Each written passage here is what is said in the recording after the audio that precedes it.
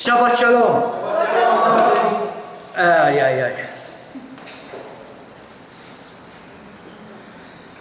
Talking to you, I'm glad that Shabbat is here. Because everybody comes here with all the problems that we face every week. And then comes Shabbat, we are supposed to leave everything behind us. In fact, as an introduction, I would like to continue where we started. Last week we said that Psalm 92 is a psalm about Shabbat, and we read 3 lines, and I made an introduction about those 3 lines. Now, today I'm going to read verse 4. Verse 4 of Psalm 92, which says, "For Adonai," and if you have the complete Jewish Bible, it's verse 5. Anyway, for Adonai,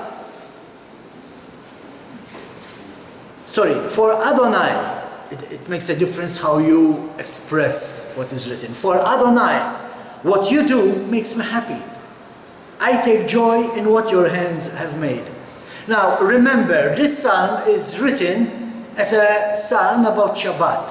So when he's talking what makes him happy, he's talking about the joy, the happiness on Shabbat. Again, I take joy in what your hands have made. So, as we were saying last week, singing is a big part of our worship when we come to the Lord and sing. And yes, because my wife told me you've been saying this week after week after week, but yes, I'm building a teaching about all this. And I'm going to start this teaching next Shabbat. And it won't be a one teaching. It will be more than one teaching. And we will be going through Numbers 28 and 29. And please read them. And if you don't understand what we are reading, that's good, that's fine, that's what I want you to do. Do not understand. So then when I explain to you what it is all about, you go, wow, all right? Anyway,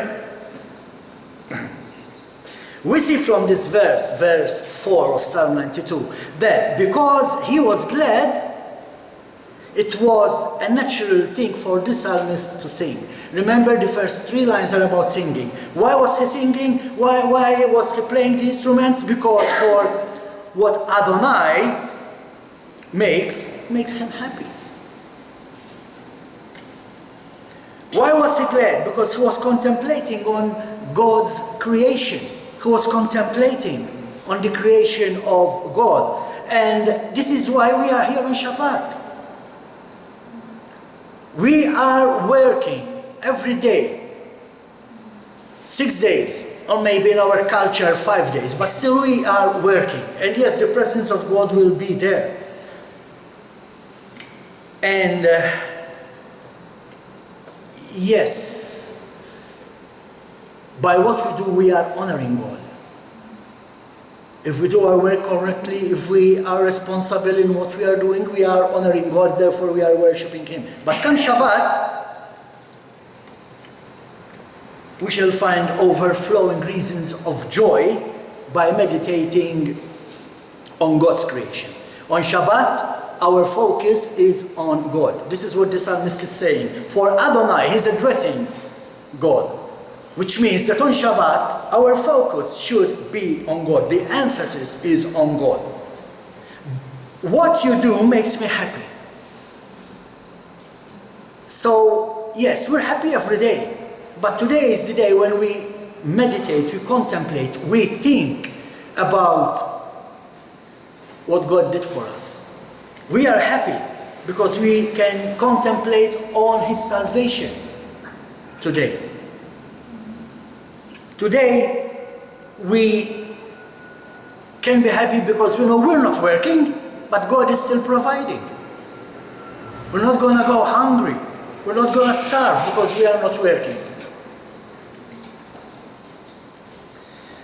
I am resting on this day, another reason to be happy, another reason for me to be filled with joy.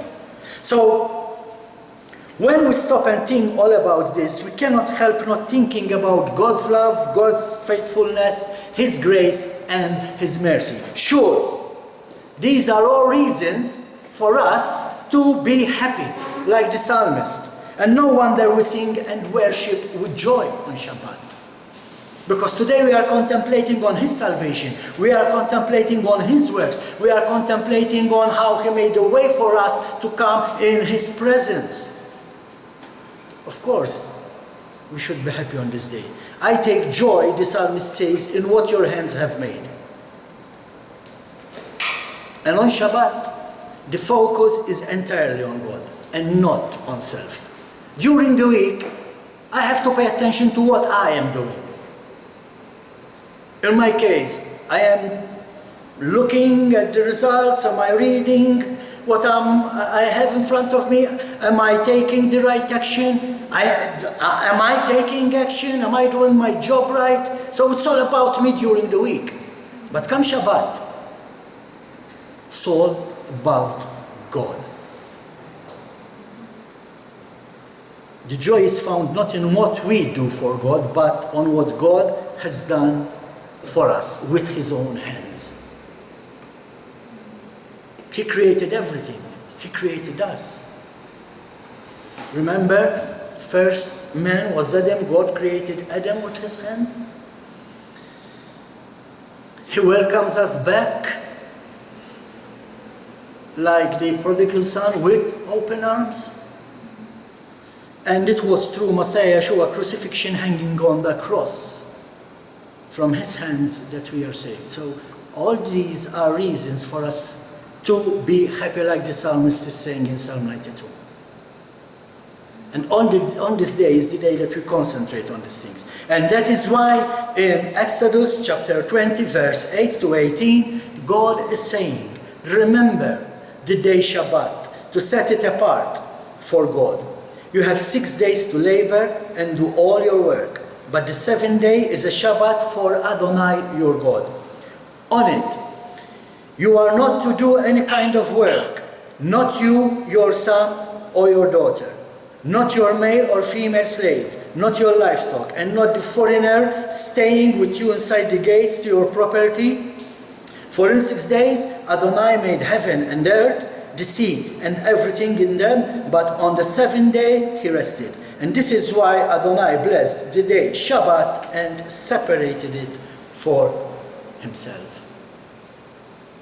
Now, let's worship. And please...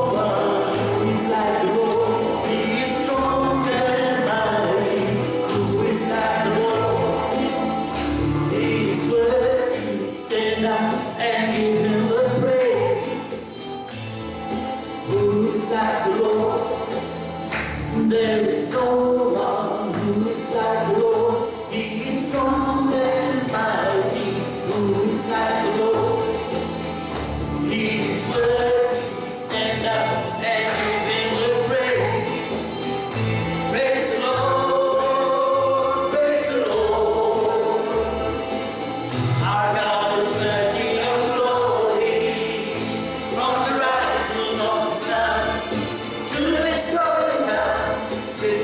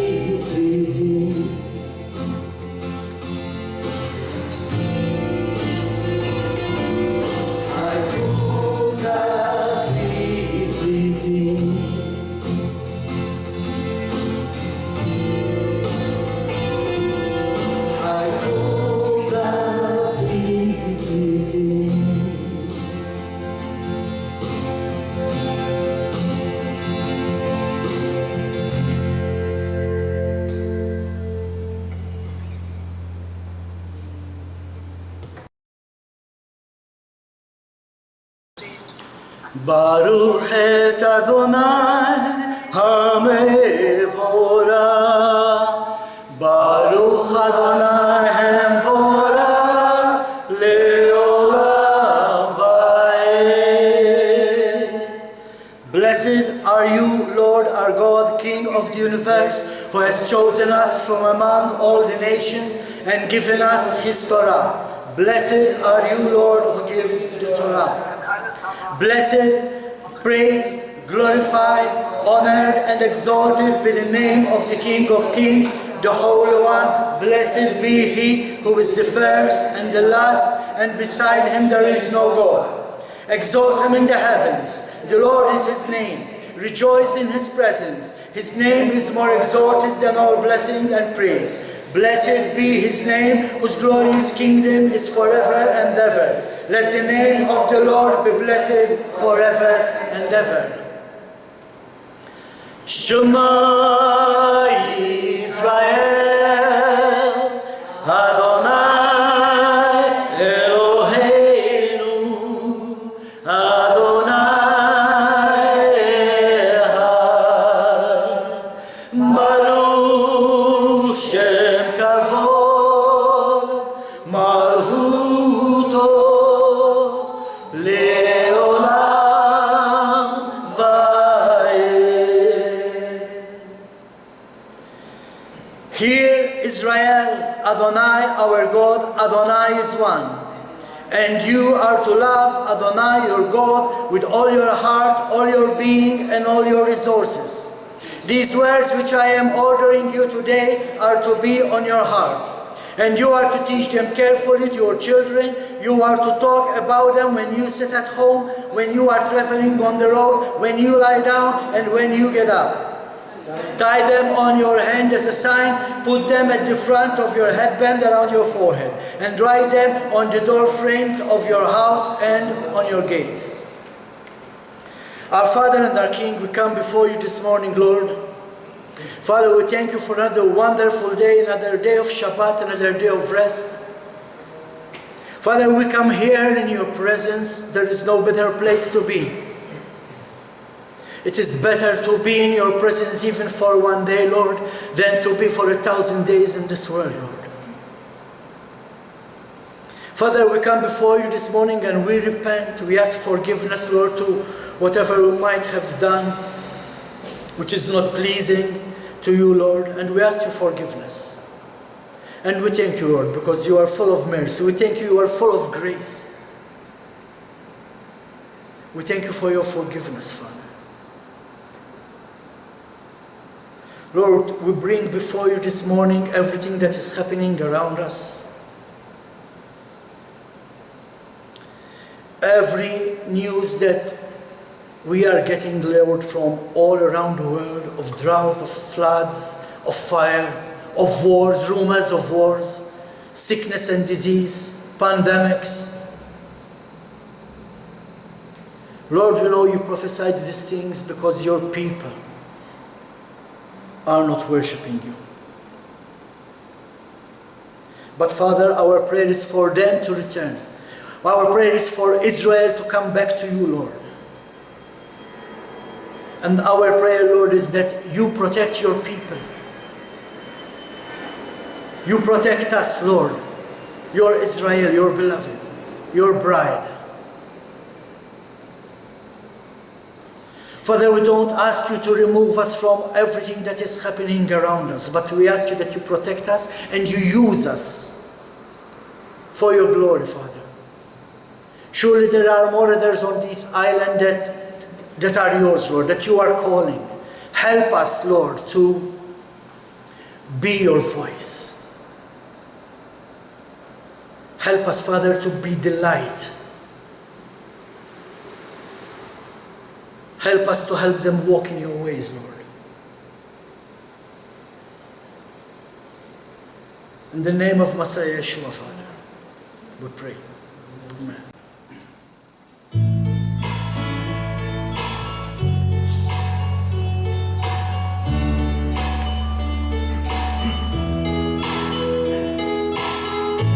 Lord, I come to you. Let my heart be changed.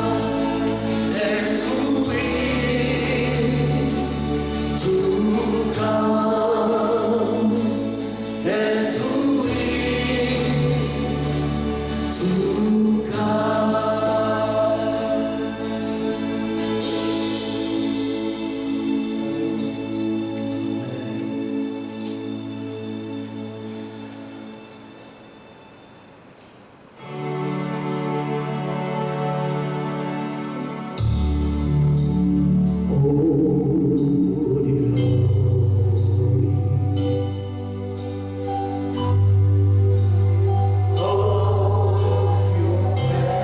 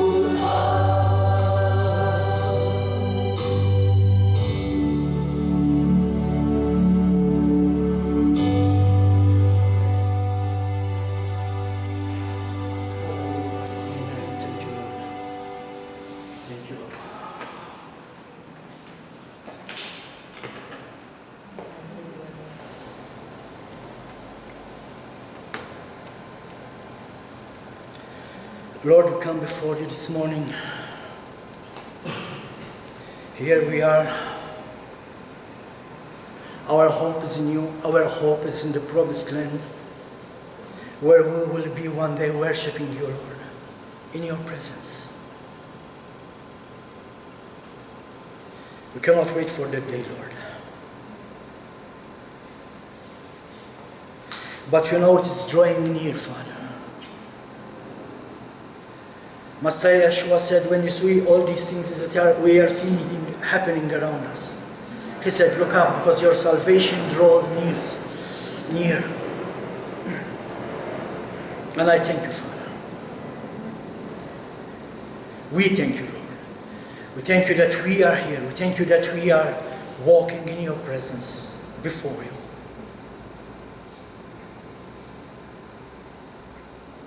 Father, while we are still going through this journey, we definitely need you. We cannot walk this walk by ourselves. It is only through you that we can make it till the end. Father, when we hear about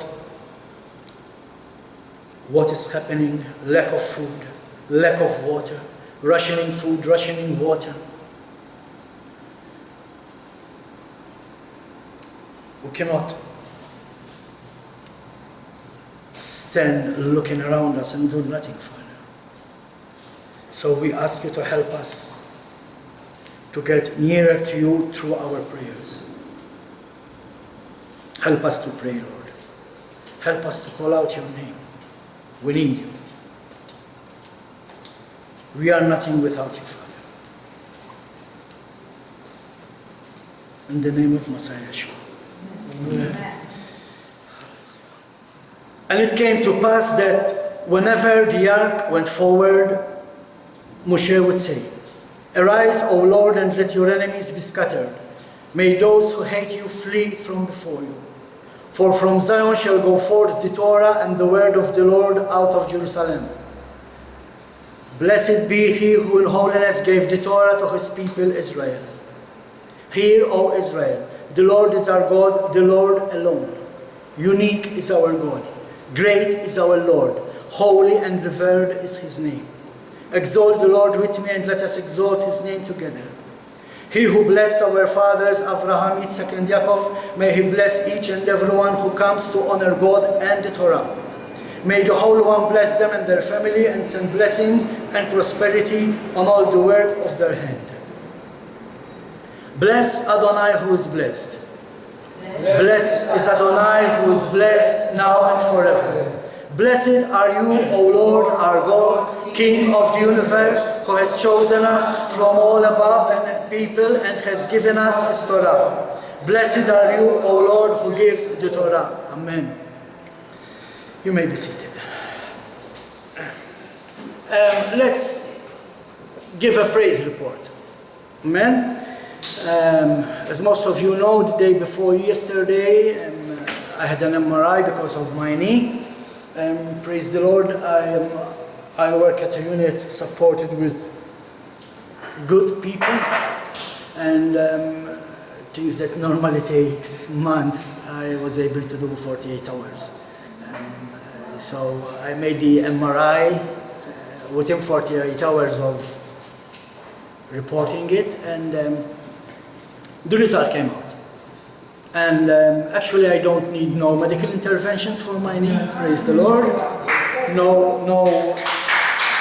Nothing wrong with my ligaments, nothing broken. You're not gonna get rid of me for a few days, no? Actually what I have is, my cartridge is like thin, the screen of the cartridge is thin, but what they saw is like a trauma on a bone, which means like, bruise. Okay, a bruise on one of my bones. Actually, I did have an accident 2 years ago. I fell. It could be a recurrence of that accident. So now, next thing to do is to talk to a professor from the orthopedic department and see where we can go from there. Amen. In the meantime, the last 2 days, I'm fine. I'm good. No pain. I'm not playing football, so don't invite me for your five-a-sides, okay? Mary made us this beautiful tablecloth. Praise the Lord. Thank you, sister, because the Lord deserves the best. Amen? That's why He sent you here. That's why we are here, because He calls it the best. Amen? All right, I think I need my notes. I'm still shaking from that song, so bear with me. Anyway, our Parasha portion today. Parasha Deberim, Book of Deuteronomy.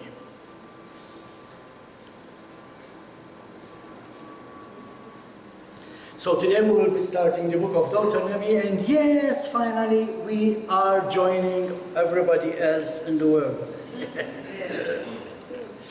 Amen. Well, before we start our parasha, now I'm going to take some minutes, all right? Because these things you need to know. Today is the 9th of Av. Today is the worst day in the calendar of the Jewish people. We will be mentioning why, all right? But please know that today it's a very sad day in Israel for so many reasons. And we should be as well. You will know why later. All right. So, book of Deuteronomy from chapter 1, verse 1 to chapter 3, verse 22. Not all the chapter, you stop at verse 22. Because from verse 23 we start another parasha next week, all right? The Haftorah is from the book of Isaiah, chapter 1, verse 1 to 27. And when we come to the renewed covenant, as always, there's many scriptures, but I chose two. One, which is the speech that Stephen gave, which he was talking about the journey of Israel in the wilderness, and it's in the book of Acts, chapter 7. And the book of Hebrews in chapter 3, verse 7 to chapter 4, verse 11, where it talks about the faithlessness and the hardened heart of the of the people of Israel. Because that's it, what this parasha is all about. The book of Deuteronomy, as we know it in English, the word Deuteronomy means words, and it is important to know that. And I have all the answers in the notes, don't worry. But it is important to know that this parasha is called words, and it's the 5th book that Moshe wrote. In fact, this is the only book where we don't find God speaking to Moshe. You read the book of Deuteronomy, you never come across and God said to Moshe. No, this is Moshe telling the people what happened to them during their journey of 40 years in the desert. Actually, something I say every year, obviously because every year there's somebody new, this is the diary of Moshe. It is his diary. It is where he kept all his records. And we will be going through all that we studied this last year. This is why it's a diary. It's a diary because he's writing and telling the people everything that we've already studied this last year in our parashas. We will go through them, but looking at them through a different angle. We see that Moshe is reminding the people all they have been through and not to repeat the same mistakes. This is the idea. Moshe is telling them, listen, we've been through this and this. Don't do the same mistakes. And again, something that I always say when I talk about the Old Testament, like Paul is saying to the Corinthians in his first letters, in chapter 10, verse 11, he is saying, these things happened to them as prefigurative historical events, and they were written down as a warning to us who are living in the end days. So understand one thing. 2,000 years ago, Paul was already considering 2,000 years ago the end days. Imagine where we are today on that level. But the thing is, we need to learn from their experience. And we need to learn that if you disobey God, you are either lost. Now let me correct that. If you disobey God, you are lost. And you are punished. That is what Moshe is telling the people in this parasha. They were punished for disobeying God. They were exiled. They were hit by plagues, leprosy, swallowed by the earth, bitten by the snakes and scorpions. Why? Because of their disobedience. But God also says that if you change, I will hear you from heaven. Which means we can change. Now, what is the first thing that we learn from this parasha? Men can change when we trust God. And where do we see that? Where do we see the first change? What is the first change that we come across in this parasha? The title, words. What do you mean? I tell you. Go with me, book of Deuteronomy chapter 1. We're going to read from verses 1 to 4.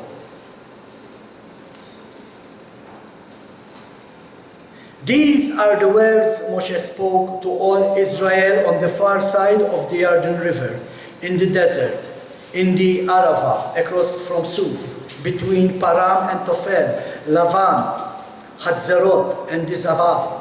It is 11 days' journey from Horeb to Kadesh Barnea by way of Mount Sinai. On the first day of the 11th month of the 14th year, Moshe spoke to the people of Israel, reviewing everything Adonai had ordered him to tell them. This was after he had defeated Sihon, king of the Amori, who lived in Heshbon, and Og, king of Bashan, who lived in Ashtaroth at Edrei. There, beyond the Jordan, in the lands of Moab, Moshe took it upon himself to expand his Torah and said, did you notice the change? Okay, let me bring you in the picture. First verse. These are the words Moshe spoke. Verse 3. Moshe spoke to the people of Israel. Verse 5. Moshe took it upon himself to expound his Torah and said. So, verse 1, 3 and 5 are telling us that Moshe spoke all these words to Israel. So here we see a different Moshe from the one we see in Exodus. You remember in Exodus chapter 4 verse 10 when God was asking Moshe to go to Egypt and free the people, talk to the Pharaoh, and Moshe said to Adonai, oh Adonai, I'm a terrible speaker. I always have been, and I'm no better now. Even after you've spoken to your servant, my words come slowly, my tongue moves slowly. Now he's talking fast in Deuteronomy. A 3-hour talk, covering 40 years journey in the desert.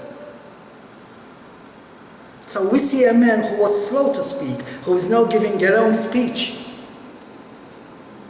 So yes, we can change for the good, but only if we trust in God, only if we allow Him to work in us. In this parasha, 3 chapters. Chapter 1 is a rebuke of their unfaithfulness towards God. If you read chapter 1, Moshe is rebuking them.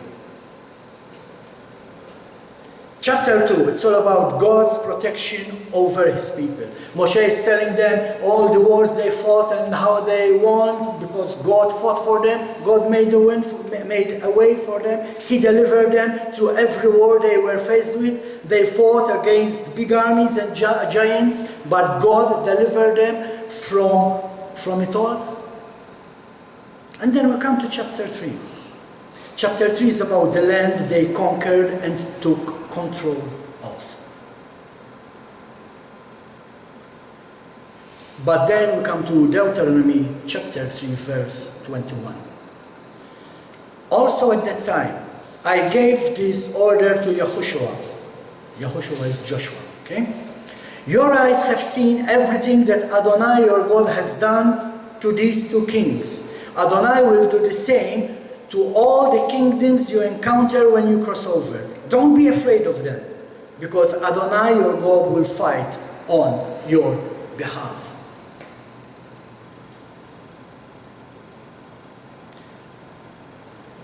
Again, it's another promise that God will fight on our behalf. And this is the change that we see happening during this 40 years walk. Now, we are in that walk. God is also promising us His protection, His blessings, if we walk in His way. It's the same God. It's not different from the Old Testament one. Like in chapter 2. Chapter 2, He will conquer the giants before us. He will make a way for us. But like in chapter 3, we need to trust in Him. And what is the message we get from these two chapters? Actually, from the whole book of Deuteronomy. Again, what's the title? Words. There is power in what we say. Now it's funny, a couple of weeks ago my wife was coming out from the chemist because she was not feeling good and she needed some medicine, and she came across a friend of ours, and he asked her, "You're okay, sister, because I saw you coming out of the pharmacy." She said, "Yes, because I have this." "No, don't declare it, don't declare it." "What do you mean I don't declare it? Do I lie now? If I have a headache, should I say, 'No, I'm okay, I have nothing'?" You're lying.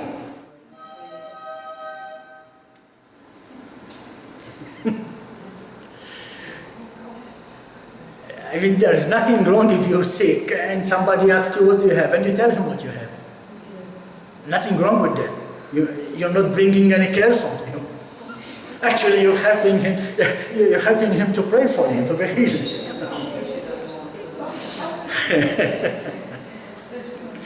Hallelujah. But remember, God created the world through His Word. In John 1, verse 1, in the beginning was the Word, and the Word was with God, and the Word was God. Words are powerful. They can bring life and blessing, or death and destruction.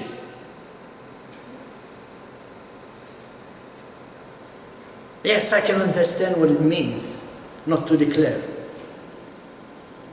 I remember I had a song before I came to know the Lord.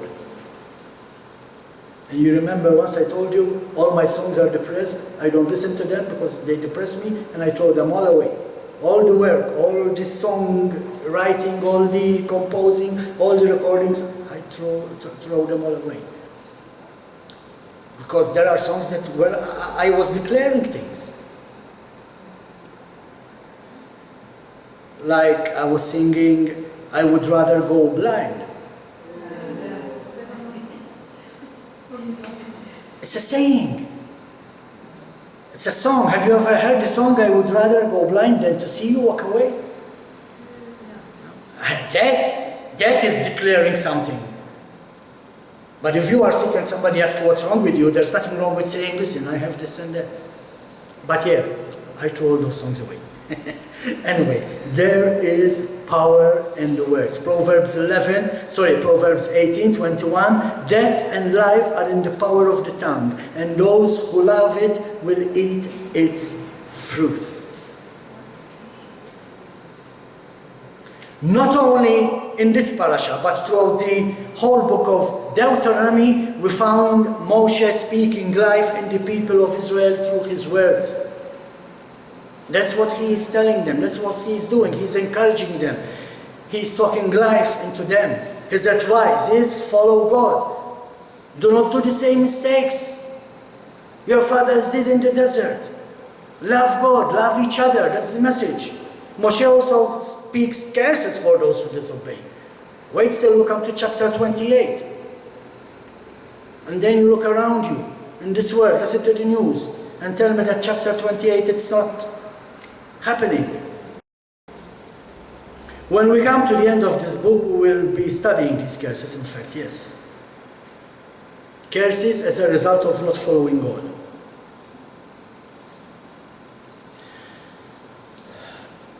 But like all the other messages from the Bible, it is all about faith.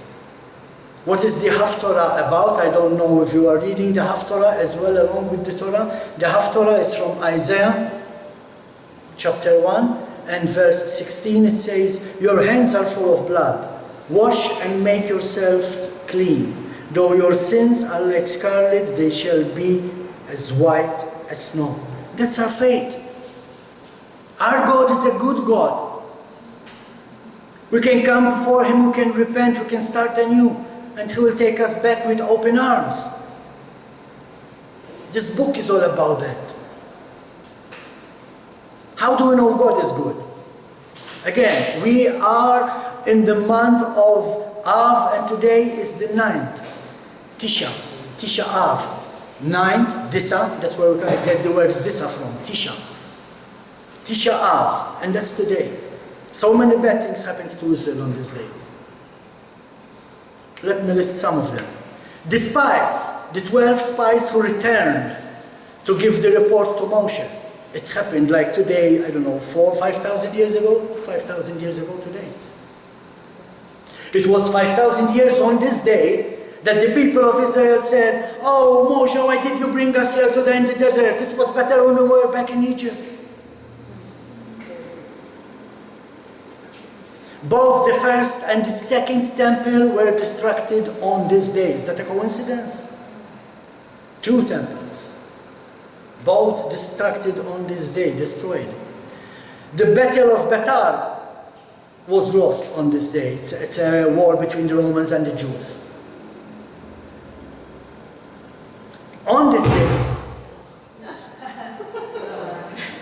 day, the Jews were expelled from England. On this day, the Jews were banished from Spain. On this day, World War I began. On this day, the Treblinka death camp began its operations as a death camp killing Jewish people. No wonder it's a sad day in Israel today. And it should be for us. Why?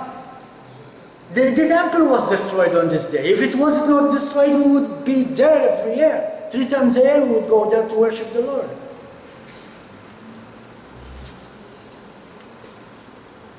Back to Deuteronomy.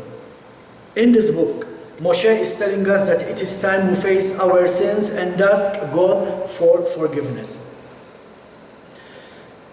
So, if we follow the morality and standards of the world, we are making the very same mistake that brought about the destruction of Jerusalem and the holy temples on the Tisha B'Av. If we disobey, we are doing the same mistake that they did. And if God allowed His holy temple to be destructed, He will allow His temple to be destructed if we disobey. Isn't that what He is saying through Paul? If they want to keep sinning, let them sin. Let them be what they are. Let them do what they want to. Now, this is where we need to be careful. History has a way of repeating itself. As believers in Messiah Yeshua, our bodies are the temple of the Holy Spirit. That's what Paul says in 1 Corinthians 6:19. So let us therefore take Moshe's warning and advice. Let us be sanctified, cleansed, and made holy in body, mind, and spirit for the coming of our Messiah Yeshua. Amen? Amen. Hallelujah. Thank you, Lord. Amen.